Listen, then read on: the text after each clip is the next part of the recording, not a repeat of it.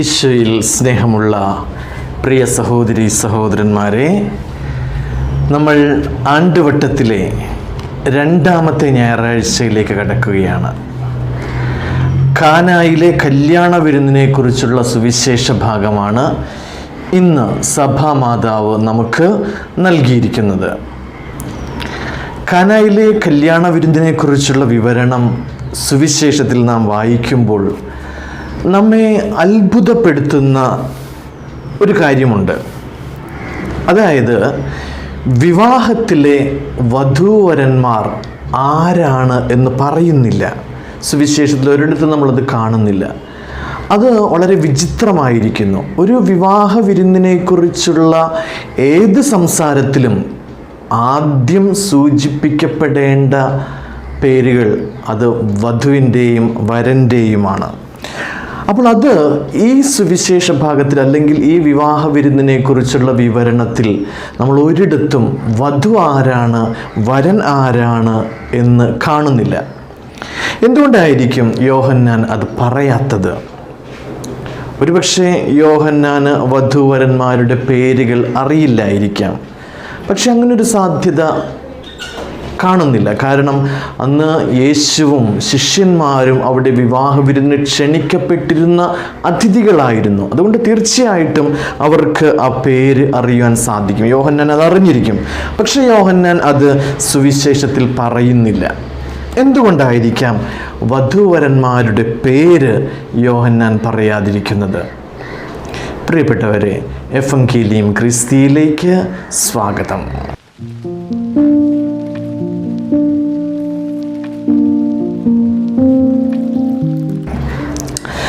സുവിശേഷം ആരംഭിക്കുന്നത് ഇപ്രകാരമാണ്. 3-ാം ദിവസം ഗലീലിയിലെ കാനായിൽ ഒരു വിവാഹ വിരുന്ന് നടന്നു. നമുക്കൊരു നിമിഷം ആ ഒരു വാക്യം ശ്രദ്ധിക്കാം. അത് ആരംഭിക്കുന്നത് ഇങ്ങനെയാണ്, 3-ാം ദിവസം എന്ന് പറഞ്ഞുകൊണ്ടാണ്. എങ്ങനെയാണ് ഈ 3-ാം ദിവസം കണക്കാക്കപ്പെടുന്നത്? ഏത് ദിവസത്തിൻ്റെ 3-ാമത്തെ ദിവസം, അല്ലെങ്കിൽ ഏത് സംഭവത്തിൻ്റെ 3-ാമത്തെ ദിവസമാണ് ഈ 3-ാം ദിവസം എന്ന് പറയപ്പെടുന്നത്? അത് മനസ്സിലാക്കണമെങ്കിൽ നമുക്ക് യോഹന്നാന്റെ സുവിശേഷത്തിൽ അവിടെ നിന്ന് പിറകിലേക്ക് നമുക്ക് പോകാം. നമ്മൾ പിറകിലേക്ക് പോകുമ്പോൾ 1-ാം അധ്യായം 43-ാം വാക്യം ഇങ്ങനെ പറയുന്നുണ്ട്: പിറ്റേ ദിവസം അവൻ ഗലീലിയിലേക്ക് പോകുവാനൊരുങ്ങി. അപ്പോൾ പിന്നെ ഒരു ചോദ്യം വരുന്നു, ഏത് ദിവസത്തിൻ്റെ പിറ്റേ ദിവസം, അല്ലെങ്കിൽ ഏത് സംഭവത്തിൻ്റെ പിറ്റേ ദിവസം? അത് മനസ്സിലാക്കണമെങ്കിൽ വീണ്ടും നമുക്കൊന്ന് പിറകിലേക്ക് പോയി നോക്കാം. 1-ാം അധ്യായം 35-ാമത്തെ വാക്യം ആരംഭിക്കുന്നത് ഇങ്ങനെയാണ്: അടുത്ത ദിവസം യോഹന്നാൻ തൻ്റെ ശിഷ്യന്മാരിൽ 2 പേരോടുകൂടി നിൽക്കുമ്പോൾ യേശു നടന്നു വരുന്നത് കണ്ടു. അവിടെയും ചോദ്യം വരുന്നു, എന്തിൻ്റെ അടുത്ത ദിവസം? ഏത് ദിവസത്തിൻ്റെ അടുത്ത ദിവസം? അപ്പോൾ നമുക്ക് വീണ്ടും പിറകിലേക്കൊന്ന് പോകാം. അപ്പോൾ 1-ാം അധ്യായം 29-ാമത്തെ വാക്യത്തിൽ ഇങ്ങനെ കാണുന്നുണ്ട്: അടുത്ത ദിവസം യേശു തൻ്റെ അടുക്കലേക്ക് വരുന്നത് കണ്ട് അവൻ പറഞ്ഞു. അപ്പോൾ വീണ്ടും നമ്മുടെ ചോദ്യം, എന്തിൻ്റെ അടുത്ത ദിവസം? ഏത് ദിവസത്തിൻ്റെ അടുത്ത ദിവസം? പിന്നീട് നമ്മൾ സുവിശേഷത്തിൻ്റെ പിറകിലേക്ക് പോകുമ്പോൾ മറ്റൊരു ദിവസത്തെക്കുറിച്ചുമുള്ള സൂചന നമുക്ക് സുവിശേഷത്തിൽ നിന്ന് ലഭിക്കുന്നില്ല. അപ്പോൾ നമുക്ക് നോക്കാം, യോഹന്നാന്റെ സുവിശേഷത്തിൽ സമയബന്ധിതമായ അല്ലെങ്കിൽ ഒരു ക്രോണോളജിക്കലായിട്ടുള്ള കാര്യങ്ങൾ പറയുന്നത്, അല്ലെങ്കിൽ ചരിത്രം പറയുന്നത് 1-ാം അധ്യായം 19-ാമത്തെ വാക്യം മുതലാണ്. 1-ാം അധ്യായം 1 മുതൽ 18 വരെയുള്ള വാക്യങ്ങൾ ആ ലോഗോസിനെ കുറിച്ചും, ആദിയിൽ വചനമുണ്ടായിരുന്നു, വചനത്തെക്കുറിച്ചും, വചനം മനുഷ്യാവതാരം ചെയ്ത കാര്യങ്ങളൊക്കെ യോഹന്നാന്റെ സുവിശേഷത്തിൻ്റെ ഒരു എപ്പിലോഗാണ്, ഒരു ആമുഖമാണ്. അതിനുശേഷം 19-ാമത്തെ വാക്യം തൊട്ടാണ് യഥാർത്ഥ ചരിത്രം ആരംഭിക്കുന്നത്. അപ്പോൾ നമ്മളൊന്ന് അവിടെ വെച്ചൊന്ന് കണക്ക് കൂട്ടുകയാണെങ്കിൽ ഒരു കാര്യം നമുക്ക് മനസ്സിലാകും. ഈ ദിവസമാണ് യോഹന്നാന്റെ സുവിശേഷത്തിൻ്റെ ആദ്യത്തെ ദിവസം. അപ്പോൾ യോഹന്നാന്റെ സുവിശേഷം അനുസരിച്ച് ആ സുവിശേഷം ആരംഭിക്കുന്ന ആദ്യത്തെ ദിവസം 1-ാം അധ്യായം 19-ാം വാക്യത്തിലാണ്. 1-ാം അധ്യായം 29-ാം വാക്യം 2-ാം ദിവസം, പിറ്റേ ദിവസം എന്ന് പറയുന്നത് ഈ ദിവസത്തിൻ്റെ പിറ്റേ ദിവസം. അതുപോലെ തന്നെ 1-ാം അധ്യായം 35-ാം വാക്യം 3-ാമത്തെ ദിവസമാണ്. 1 അധ്യായം 43 വാക്യം 4-ാം ദിവസമാണ്. അവിടെ നിന്നാണ് പിന്നെ 2 അധ്യായത്തിൽ പറയുന്നത് 3-ാം ദിവസം എന്ന് പറയുന്നത്. അപ്പോൾ 4, 5, 6, 7. അപ്പോൾ യോഹന്നാൻ്റെ സുവിശേഷം ആരംഭിക്കുന്ന സമയം മുതൽ, അല്ലെങ്കിൽ ആ വിവരണങ്ങൾ ആരംഭിക്കുന്ന സമയം മുതൽ 7-ാമത്തെ ദിവസമാണ് കാനായിലെ കല്യാണ വിരുന്ന് നടക്കപ്പെടുന്നത്. അതായത് സുവിശേഷ വിവരണത്തിലെ 7-ാം ദിവസം, അതായത് യോഹന്നാൻ്റെ സുവിശേഷം അനുസരിച്ച് സംഭവങ്ങൾ ആരംഭിച്ചിട്ട് 7-ാം ദിവസം സാബത്ത് ദിവസം. അപ്പോൾ 7-ാം ദിവസമാണ് ഇത് സംഭവിക്കുന്നത് എന്ന് ഈ സുവിശേഷം അപ്പോൾ മനസ്സിലാക്കുവാനായിട്ട് വളരെ പ്രധാനപ്പെട്ടതാണ്. ഇത് 7-ാം ദിവസമാണ് എന്നുള്ളത് ഈ സുവിശേഷം ആകെ മനസ്സിലാക്കുവാനായിട്ട് വളരെ പ്രധാനപ്പെട്ടതാണ്. അല്ലെങ്കിൽ ഈ വിവാഹത്തിലെ വധൂവരന്മാർ യഥാർത്ഥത്തിൽ ആരാണ് എന്നാണ് യോഹന്നാൻ ഉദ്ദേശിക്കുന്നത് എന്ന് മനസ്സിലാക്കുവാനായിട്ട് ഇത് 7-ാം ദിവസമാണ് നടക്കുന്നത് എന്നുള്ളത് ഒരു വളരെ പ്രധാനപ്പെട്ട ഒരു പശ്ചാത്തലമാണ്. നമുക്ക് ഉൽപ്പത്തി പുസ്തകത്തിലെ സൃഷ്ടിയുടെ 2 വിവരണങ്ങളുണ്ട്. ആ 2 വിവരണങ്ങൾ ഒരുമിച്ച് ചേർത്ത് നമുക്കൊന്ന് മനസ്സിലാക്കാൻ ശ്രമിക്കാം. അതായത് സൃഷ്ടിയുടെ 6-ാമത്തെ ദിവസം ദൈവം ആദത്തെ സൃഷ്ടിക്കുന്നു. എന്നിട്ട് ദൈവം പറയുന്നു, മനുഷ്യൻ ഏകനായിരിക്കുന്നത് നല്ലതല്ല എന്ന് ദൈവം കാണുന്നു. അങ്ങനെ അവനെ ഗാഢമായ ഒരു ഉറക്കത്തിലേക്ക്, 6-ാമത്തെ ദിവസം ദൈവം അവനെ ഗാഢമായ ഒരു ഉറക്കത്തിലേക്ക് നയിക്കുകയും അവൻ്റെ വാരിയലിൽ നിന്ന്, നെഞ്ചിൽ നിന്ന് അവൻ്റെ വാരിയലെടുത്ത് ഹവ്വയെ സൃഷ്ടിക്കുകയും ചെയ്യുന്നു. പിറ്റേ ദിവസം അവൻ ഉണർന്നെഴുന്നേൽക്കുന്നത്, 7-ാം ദിവസത്തിലേക്ക് അവൻ ഉണർന്നെഴുന്നേൽക്കുന്നത് തൻ്റെ ഇണയോടൊപ്പമാണ്. അതായത് ഭൂമിയിലെ ആദ്യത്തെ വിവാഹം നടക്കുന്നത് 7-ാം ദിവസമാണ്. ഭൂമിയിലെ ആദ്യത്തെ വധുവും വരനും ഉണ്ടാകുന്നത് 7-ാം ദിവസമാണ്. ഭൂമിയിലെ ആദ്യത്തെ മണവാളനും മണവാട്ടിയും, അത് സൃഷ്ടിയുടെ 7-ാം ദിവസമാണ് ആ വിവാഹം, ആ വധുവരന്മാർ ആദ്യമായി ഭൂമിയിൽ ഉണ്ടാകുന്നത്. അപ്പോൾ ഈ ഉൽപ്പത്തിയുടെ പുസ്തകവും യോഹന്നാൻ്റെ സുവിശേഷവും തമ്മിൽ വളരെ വളരെ വലിയ സാമ്യങ്ങളുണ്ട്. നമ്മളത് കുറച്ചും കൂടെ അടുത്ത് വായിച്ചു നോക്കുമ്പോൾ മനസ്സിലാവും. ഉദാഹരണത്തിന് ഉൽപ്പത്തിയുടെ പുസ്തകം ആരംഭിക്കുന്നത് എങ്ങനെയാണ്? ആദിയിൽ ദൈവം ആകാശവും ഭൂമിയും സൃഷ്ടിച്ചു. ബെറേഷിത്ത് ബറ എലോഹിം എന്ന് പറഞ്ഞുകൊണ്ട് അത് ആരംഭിക്കുന്നത്. യോഹന്നാൻ ആരംഭിക്കുന്നത് എങ്ങനെയാണ്? ആദിയിൽ വചനമുണ്ടായിരുന്നു, എൻ ആർഹെ എൻ ഹൊലോഗോസ് എന്ന് പറഞ്ഞുകൊണ്ടാണ് യോഹന്നാൻ ആരംഭിക്കുന്നത്. അപ്പോൾ രണ്ടും ആദിയിൽ എന്ന് പറഞ്ഞുകൊണ്ട്. ഉൽപ്പത്തി പുസ്തകം പറയുക സമസ്തവും എങ്ങനെ ഉണ്ടായി എന്നുള്ളതാണ്. യോഹന്നാൻ ഇവിടെ പറയുക സമസ്തവും അവനിലൂടെയുണ്ടായി. ഉൽപ്പത്തി പുസ്തകം പറയുന്നു പ്രകാശം ഉണ്ടായതെങ്ങനെ, പ്രകാശവും അന്ധകാരവും തമ്മിൽ വേർതിരിക്കപ്പെട്ടതെങ്ങനെ. യോഹന്നാൻ പറയുന്നു വെളിച്ചത്തിന് സാക്ഷ്യം നൽകാൻ വന്നവൻ, അവൻ വെളിച്ചമായിരുന്നു, അവനായിരുന്നു പ്രകാശം. അങ്ങനെ ഈ ഉൽപ്പത്തി പുസ്തകത്തിലെ പല സൂചകങ്ങളും പല പദപ്രയോഗങ്ങളും യോഹന്നാൻ്റെ സുവിശേഷത്തിൽ ആവർത്തിക്കപ്പെടുന്നതായിട്ട് നമുക്ക് കാണുവാൻ സാധിക്കും. അപ്പോൾ എന്താണ് ഇതെല്ലാം സൂചിപ്പിക്കുന്നത്? യോഹന്നാൻ പറയുക യേശുവാണ്, അല്ലെങ്കിൽ യേശുവിലൂടെ ഒരു പുതിയ സൃഷ്ടി ആരംഭിക്കുകയാണ്.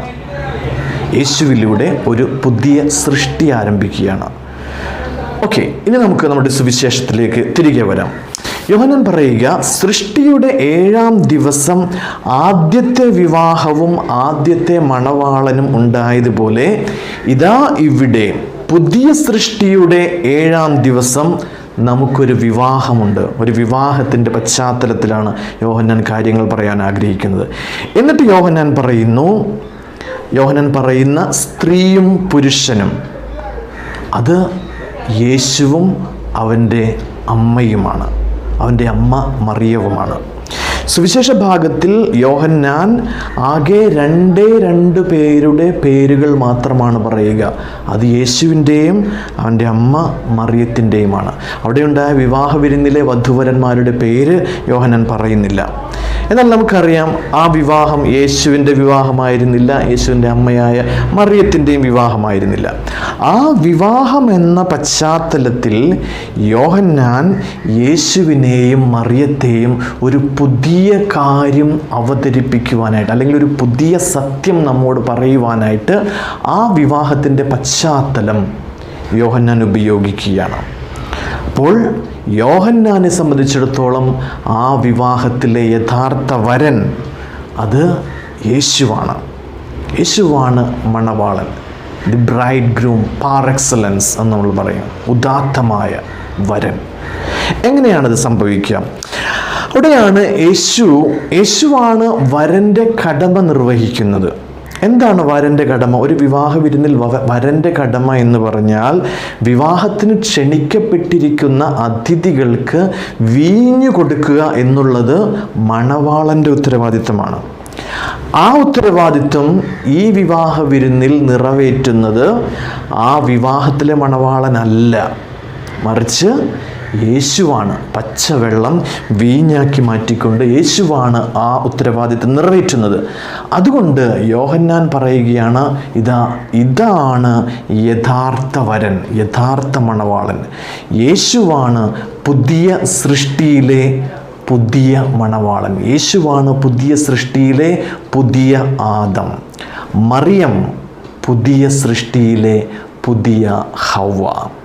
യേശു മണവാളനും മറിയം അവിടുത്തെ മണവാട്ടിയായ തിരുസഭയുടെ പ്രതീകവുമാണ്. അതാണ് മറിയം സഭയുടെ പ്രതീകമാണ്. അത് നമ്മൾ സുവിശേഷം, ലൂക്കായുടെ സുവിശേഷമൊക്കെ വായിക്കുമ്പോൾ വളരെ വ്യക്തമായിട്ട് അത് മനസ്സിലാകും. അപ്പോൾ വരുവാനിരിക്കുന്ന ഒരു എസ്കത്തോളജിക്കൽ വിവാഹ വിരുന്നിലെ മണവാളനും മണവാട്ടിയുമാണ് യേശുവും സഭയും. ആ സഭയുടെ പ്രതീകമാണ് പരിശുദ്ധ കന്യകാമറിയം. അതാണ് വെളിപാടിൻ്റെ പുസ്തകത്തിൽ നാം കാണുക, കുഞ്ഞാടിൻ്റെ വിവാഹ വിരുന്ന്. അവിടെ ആ വിവാഹ വിരുന്നിന് സ്വർഗീയ ജെറുസലേം തിരുസഭ ഒരു നവവധുവിനെ പോലെ അണിഞ്ഞൊരുങ്ങി സ്വർഗത്തിൽ നിന്നിറങ്ങി വരുന്നത് ഞാൻ കണ്ടു. അതാണ് എസ്കത്തോളജിക്കൽ ബാങ്ക്വറ്റ്. എന്നിട്ട് കുഞ്ഞാടിനോടൊപ്പം ആ നവവധു വിവാഹ വിരുന്നിലേക്ക് പ്രവേശിക്കുന്നു. ഈശോ മണവാളൻ, സഭ മണവാട്ടി, പരിശുദ്ധ കന്യകാമറിയം മണവാട്ടിയായ സഭയുടെ പ്രതിനിധി അല്ലെങ്കിൽ പ്രതീകം എന്ന് പറയാം. ഇത്രയും കാര്യങ്ങൾ നമുക്ക് മനസ്സിൽ വെച്ചുകൊണ്ട് നമുക്ക് വീണ്ടും സുവിശേഷത്തിലേക്ക് തിരിച്ചു വരാം. അവിടെ അങ്ങനെ വിവാഹ വിരുന്ന് അങ്ങനെ മുന്നേറുകയാണ്. വീഞ്ഞ് തീർന്നു പോകുന്നു. യേശുവിൻ്റെ അമ്മ മറിയം യേശുവിനോട് പറയുന്നു അവർക്ക് വീഞ്ഞില്ല. യേശു മറിയത്തോട് ചോദിക്കുന്നു, സ്ത്രീയെ, എനിക്കും നിനക്കും എന്ത്? എൻ്റെ സമയം ഇനിയും ആയിട്ടില്ല. ഈ എൻ്റെ സമയം എന്നത് യോഹന്നാൻ്റെ സുവിശേഷം അനുസരിച്ച് ഈശോയുടെ പീഡാനുഭവത്തിൻ്റെ സമയമാണ്, ഈശോയുടെ കുരിശ് മരണത്തിൻ്റെ സമയമാണ്, ഈശോയുടെ കുരിശിൻ്റെ സമയമാണ്.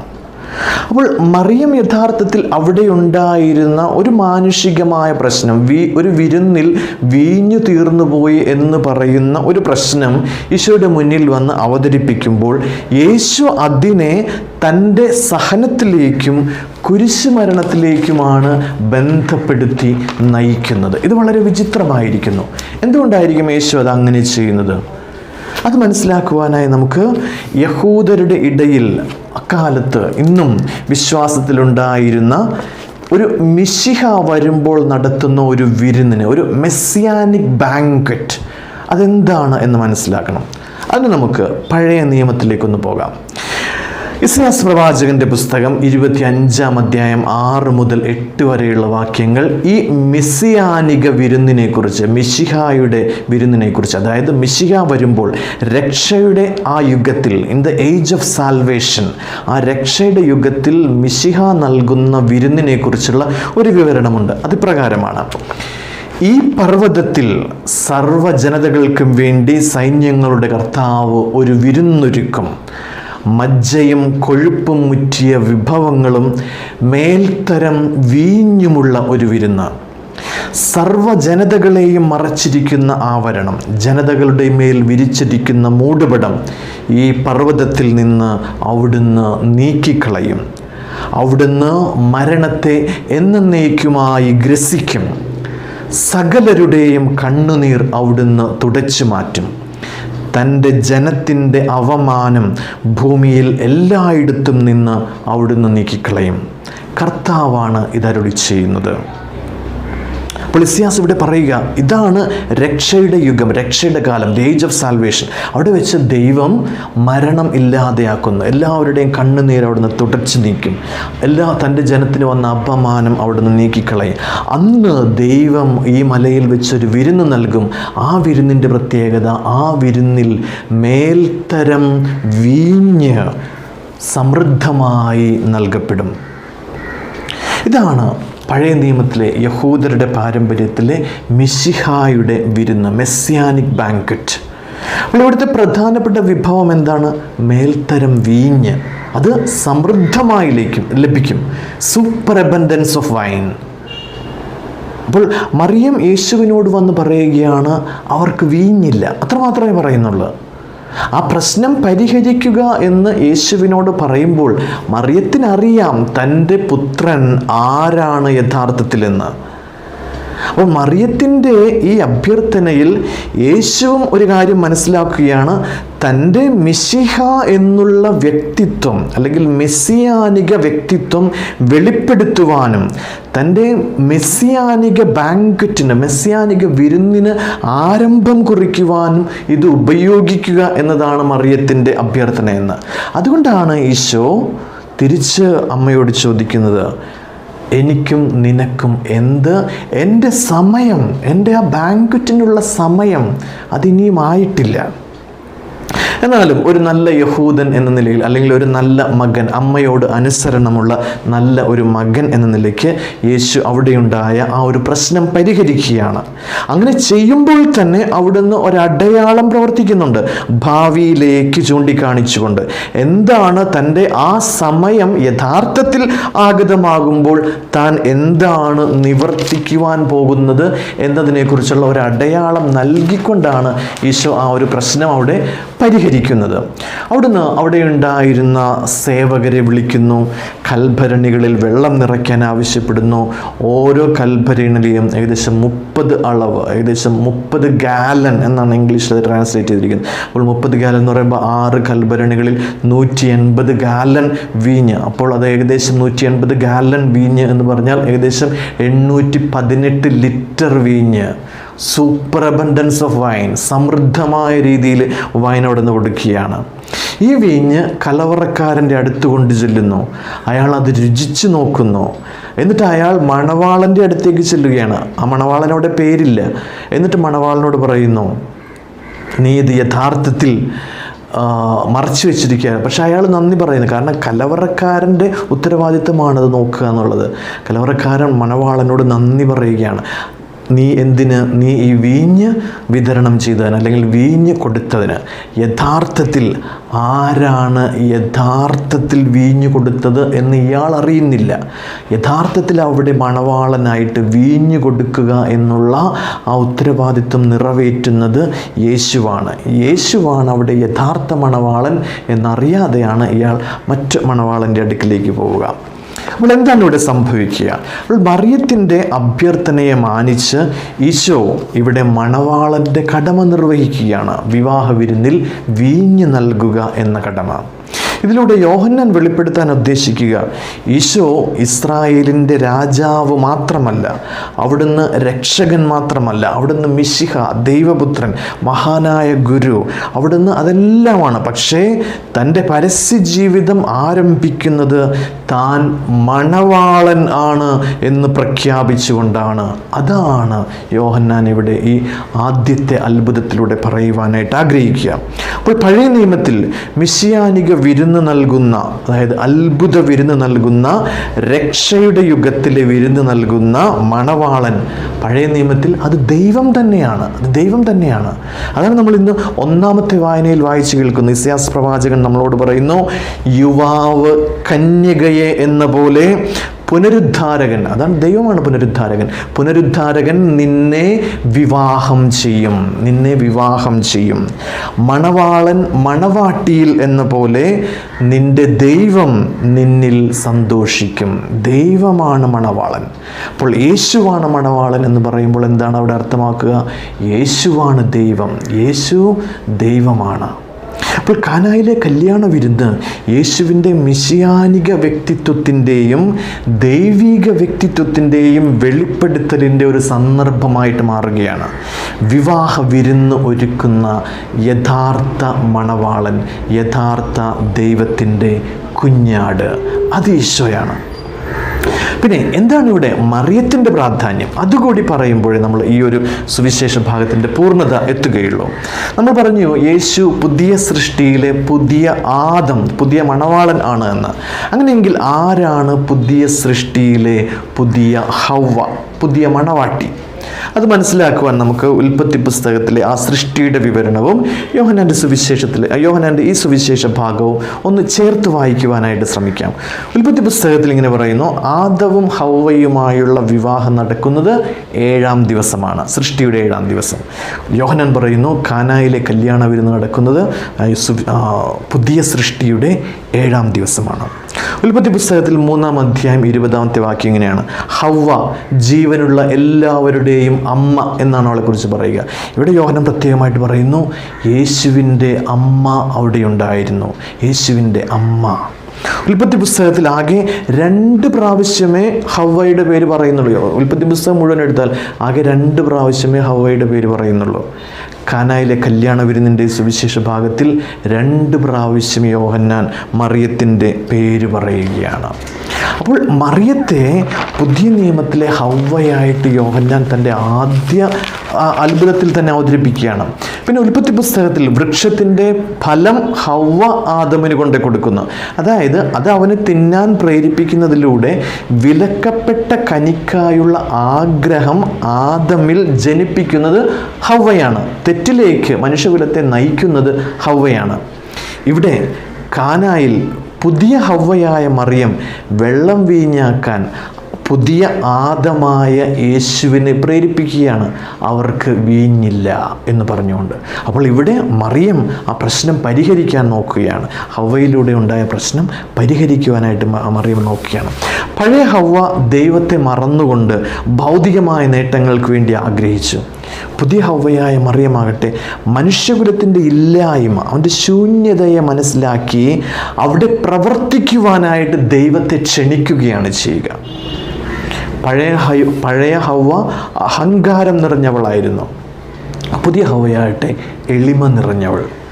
പഴയ ഹവ്വ ദൈവത്തിൻ്റെ കൽപ്പന ലംഘിച്ചു, പുതിയ ഹവ്വയാകട്ടെ അവൻ പറയുന്നത് പോലെ ചെയ്യുവിൻ എന്ന് പറഞ്ഞുകൊണ്ട് ദൈവത്തെ അനുസരിച്ചു. പ്രിയപ്പെട്ടവരെ, യോഹന്നാൻ വളരെ വ്യക്തമായിട്ട് കാനായിലെ കല്യാണ വിരുന്ന് എന്ന് പറയുന്ന ഈ ഒരു സുവിശേഷ ഭാഗത്തിലൂടെ അത്ഭുതകരമായ സത്യങ്ങൾ, അത്ഭുതകരമായ വിശ്വാസ രഹസ്യങ്ങൾ നമ്മളുടെ മുന്നിൽ അനാവരണം ചെയ്യുകയാണ്. ബൈബിളിൽ എത്ര മനോഹരമായിട്ടാണ്, എത്ര ദൈവീകമായൊരു നിഗൂഢതയോടെയാണ് ഈ സത്യങ്ങൾ ഇങ്ങനെ ഇതൾ വിരിഞ്ഞ് വരുന്നത്. ബൈബിളിനേക്കാൾ മനോഹരമായൊരു പുസ്തകം വേറെ ഏതാണുള്ളത് നമ്മുടെ വിശുദ്ധ ഗ്രന്ഥത്തേക്കാൾ? അതെല്ലാം നമുക്ക് ലഭിച്ചിരിക്കുന്നു. ദൈവത്തിൻ്റെ വെളിപാടുകൾ എത്ര മനോഹരമായിട്ടാണ് ആ രക്ഷയുടെ ചരിത്രം, രക്ഷാചരിത്രം ഇങ്ങനെ ഇതൾ വിരിഞ്ഞു വരുന്നത് പഴയ നിയമത്തിലൂടെയും പുതിയ നിയമത്തിലൂടെയും ഒക്കെ. അതാണ് കാനായിലെ കല്യാണ വിരുന്നിലൂടെ യോഹന്നാൻ നമ്മോട് പറയുക. ഒരു നിമിഷം നമുക്ക് കണ്ണുകളടച്ച് പ്രാർത്ഥിക്കാം. പിതാവായ ദൈവമേ, അനാദികാലം മുതലുള്ള അങ്ങയുടെ അനന്തമായ പദ്ധതി അനുസരിച്ച് ഞങ്ങളെ രക്ഷിക്കുവാൻ അവിടുത്തെ പുത്രനെ അയക്കുകയും ആ പുത്രൻ സഭയുടെ മണവാളൻ എന്ന നിലയിൽ ഞങ്ങളെല്ലാവരെയും മണവാളൻ ആയിരിക്കുന്നിടത്ത് മണവാട്ടിയും ആയിരിക്കേണ്ടതുണ്ട്. ഞാനായിരിക്കുന്നിടത്ത് നിങ്ങളും ആയിരിക്കേണ്ടതിന് ഞാൻ വീണ്ടും വന്ന് നിങ്ങളെ ഞാനായിരിക്കുന്നിടത്തേക്ക് കൊണ്ടുപോകും എന്നരുൾ ചെയ്തുകൊണ്ട് ഞങ്ങൾക്ക് രക്ഷയുടെ വാഗ്ദാനം നൽകുകയും ഞങ്ങൾക്ക് രക്ഷ സാധ്യമാക്കി തരികയും ചെയ്യുന്നു. ആ പുത്രനിലൂടെ ഞങ്ങൾ അങ്ങയെ വാഴ്ത്തുകയും സ്തുതിക്കുകയും ചെയ്യുന്നു. എന്നെന്നും ജീവിക്കുകയും വാഴുകയും ചെയ്യുന്ന അങ്ങ് ഞങ്ങളുടെ പ്രാർത്ഥന കേട്ടരുളണമേ. ആമേൻ. ഏവർക്കും അനുഗ്രഹപ്രദമായ ഒരു നല്ല ഞായറാഴ്ച ആശംസിക്കുന്നു. നന്ദി.